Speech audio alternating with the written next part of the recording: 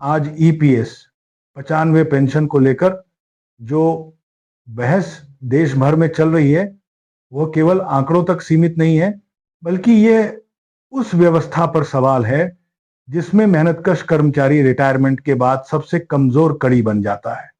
अशोक राउत की भाषा में कहा जाए तो जब एक मजदूर जवानी में मशीनों के साथ खड़ा रहता है तब देश की अर्थव्यवस्था मजबूत होती है, लेकिन जब वही मजदूर बुजुर्ग होता है तो उसे उसके हाल पर छोड़ दिया जाता है।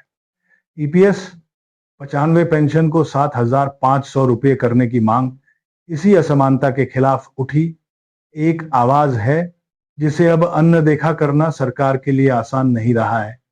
देश के अलग अलग राज्यों में ईपीएस 95 पेंशन धारकों ने शांतिपूर्ण आंदोलन, ज्ञापन और संवाद के माध्यम से अपनी बात रखी है। कहीं संसद के बाहर आवाज उठी तो कहीं मंत्रालयों तक फाइलें पहुंची। इन प्रयासों का असर ये हुआ कि आज 7,500 रुपये पेंशन का मुद्दा केवल सोशल मीडिया चर्चा नहीं रह गया, बल्कि नीति स्तर पर विचार का विषय बन चुका है। हालांकि अभी तक कोई अंतिम अधिसूचना जारी नहीं हुई है, लेकिन जिस तरह से चर्चा लगातार आगे बढ़ रही है वह यह संकेत देती है कि सरकार इस मांग को हल्के में नहीं ले रही। अशोक राउत अक्सर यह सवाल उठाते रहे हैं कि क्या 1,000 या 2,000 रुपये की पेंशन में कोई बुजुर्ग सम्मान के साथ जीवन जी सकता है। दवा, इलाज, बिजली, पानी और किराए जैसे खर्चों को देखें तो यह साफ हो जाता है कि मौजूदा पेंशन व्यवस्था समय की सच्चाई से बहुत पीछे छूट चुकी है।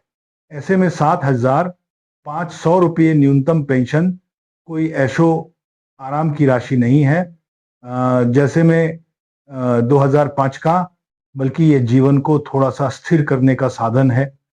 यही वजह है कि पेंशन धारकों की मांग को अब नैतिक समर्थन भी मिलने लगा है। ये भी सच है कि हर बार जब पेंशन बढ़ोतरी की चर्चा होती है तब कुछ लोग इसे केवल चुनावी मुद्दा कहकर खारिज करने की कोशिश करते हैं, लेकिन अशोक राउत की शैली में इसका जवाब साफ है कि अगर यह मुद्दा चुनावी है तो इसकी जड़ें वर्षों पुरानी क्यों हैं। यह मांग किसी एक सरकार के समय पैदा नहीं हुई, बल्कि कई सरकारों के कार्यकाल से गुजरते हुए आज यहां तक पहुंची है। इससे यह स्पष्ट होता है कि समस्या वास्तविक है और समाधान की जरूरत भी उतनी ही वास्तविक है। एपीएस 95 योजना की सबसे बड़ी कमी यह रही है कि समय के साथ इसमें जरूरी संशोधन नहीं किए गए। जब महंगाई बढ़ी तब वेतन बढ़े, लेकिन पेंशन उसी पुराने ढांचे में जकड़ी रही। आज 7,500 रुपये की चर्चा इस बात का संकेत है कि व्यवस्था को अपडेट करने की जरूरत को अब स्वीकार किया जा रहा है। हालांकि सुरक्षित भाषा में यही कहना उचित होगा कि यह प्रक्रिया अभी विचार और निर्णय के स्तर पर है और अंतिम फैसला सरकार के आधिकारिक आदेश के बाद ही पूरी तरह स्पष्ट होगा। अशोक राउत की आवाज में यह भी कहा जाता है कि सरकार अगर वास्तव में सबका साथ, सबका विकास की बात करती है तो उसमें बुजुर्ग पेंशन धारक भी शामिल होने चाहिए। ईपीएस 95 पेंशन धारक किसी विशेष वर्ग के नहीं, बल्कि देश की रीढ़ रहे लोग हैं।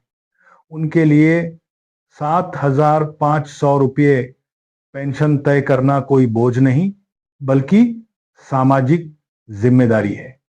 यही कारण है कि इस मुद्दे पर समर्थन लगातार बढ़ रहा है और सरकार पर नैतिक दबाव भी साफ दिखाई दे रहा है। कई विशेषज्ञों का मानना है कि अगर पेंशन बढ़ोतरी का फैसला लिया जाता है तो इससे केवल पेंशन धारकों को ही नहीं, बल्कि पूरे समाज को लाभ होगा। जब बुजुर्गों के पास न्यूनतम आय होगी तो वे दूसरों पर निर्भर नहीं रहेंगे, स्वास्थ्य और जीवन स्तर बेहतर होगा और सामाजिक संतुलन भी मजबूत होगा।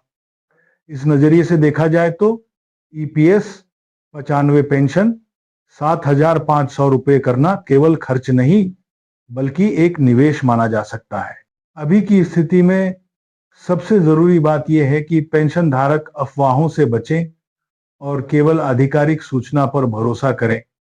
ये कहना सुरक्षित है कि 7,500 रुपये पेंशन को लेकर सकारात्मक माहौल बना हुआ है। बातचीत जारी है और सरकार के स्तर पर इस पर गंभीरता से विचार हो रहा है।